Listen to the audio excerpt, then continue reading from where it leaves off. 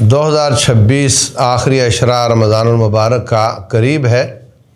آخری عشرہ اس لیے بابرکت زیادہ اور اس میں کی فضیلت زیادہ ہے کہ اس میں وہ رات ہے جو 1000 مہینے سے افضل ہے۔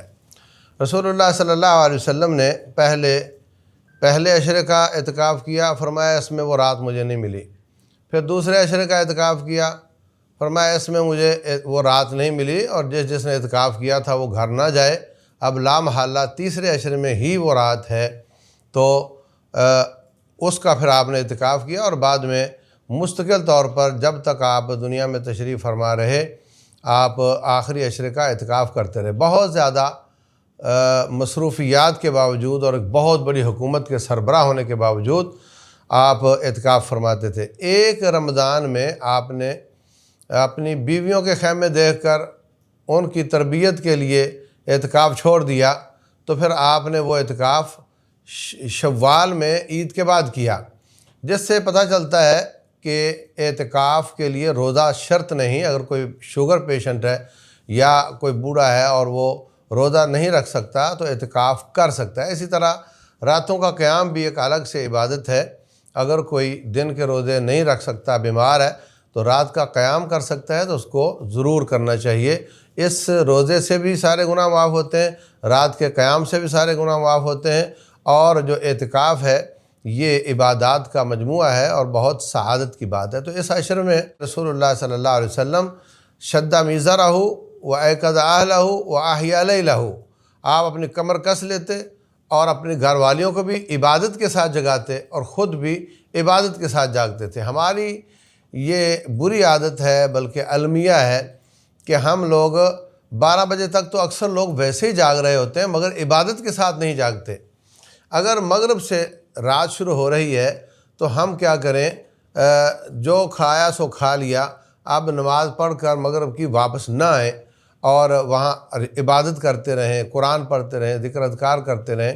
عشاء کے بعد بھی ہم عبادت کریں اور تراویح ادا کریں، اور پھر مزید اپنے اوپر جتنا جبر ہو سکتا ہے کر کے، اگر کوئی مزدور آدمی بہت نیند اس کو آ رہی ہے تو وہ 12-1 بجے واپس آ بھی جاتا ہے، تو کم از کم آدھی رات کی عبادت کا اجر تو مل ہی جائے گا۔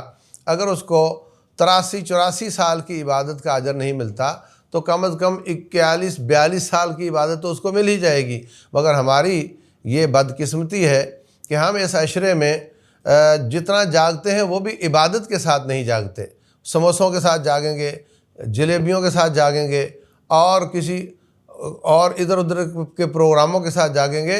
ان راتوں میں کوئی لمبے چوڑے درس و دروس بھی نہیں ہونے چاہیے، کانفرنسز نہیں ہونی چاہیے۔ چھوٹا موٹا کوئی تربیتی بات ہو جائے، کوئی حرج کی بات نہیں۔ ہماری عبادت کی اصلاح کے لیے، ہمارے عقیدے کی اصلاح کے لیے سنجیدگی سے کوئی بات ہو تو قبول کی جا سکتی ہے، لیکن بہت لمبے اور راگ الاپنا اور کوئی نعتیں پڑھنے لگ جاتا ہے، اور کوئی یہ بالکل اس رات میں، ان راتوں میں نہیں ہونا چاہیے۔ اور رسول اللہ صلی اللہ علیہ وسلم 10 کی 10 راتیں جاگتے تھے، 5 نہیں۔ یہ اگرچہ حدیث موجود ہے کہ 21ویں، 23ویں، 25ویں، 27ویں، 29ویں اس میں اس رات کو تلاش کرو، لیکن نبی صلی اللہ علیہ وسلم کا اور ان کی بیویوں کا یہی معمول تھا کہ آپ 10 کی 10 راتیں جاگتے تھے۔ تو ہمیں بھی 10 کی 10 ہی جاگنی چاہیے، خصوصاً جو اعتکاف پر بیٹھیں وہ قطعی طور پر اس میں فرق نہ کریں۔ جو چاہتا ہے کہ مجھے 100% وہ رات مل جائے، اس کو 10 کی 10 راتیں عبادت کے ساتھ جاگنی چاہیے۔ اور پھر اس عشرے میں رسول اللہ صلی اللہ علیہ وسلم بہت زیادہ صدقہ کرتے تھے۔ کان اجود ما یکون فی عشر الاواخر، سب سے زیادہ سخی آپ آخری عشرے میں ہوا کرتے تھے، اور آپ کا صدقہ کریح مرسلہ، آندھی طوفان کی طرح ہوا کرتا تھا۔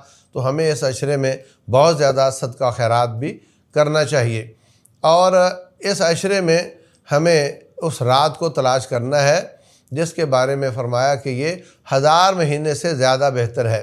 تو خود بھی جاگنا ہے، گھر والوں کو بھی جگانا ہے، اور ترتیب اگر یوں ہو کہ کام آرام، تو انسان رات ساری بڑی سہولت کے ساتھ جاگ سکتا ہے۔ لیکن اگر ترتیب یہ ہو کام آرام، تو پھر انسان بے ترتیب ہو جاتا ہے۔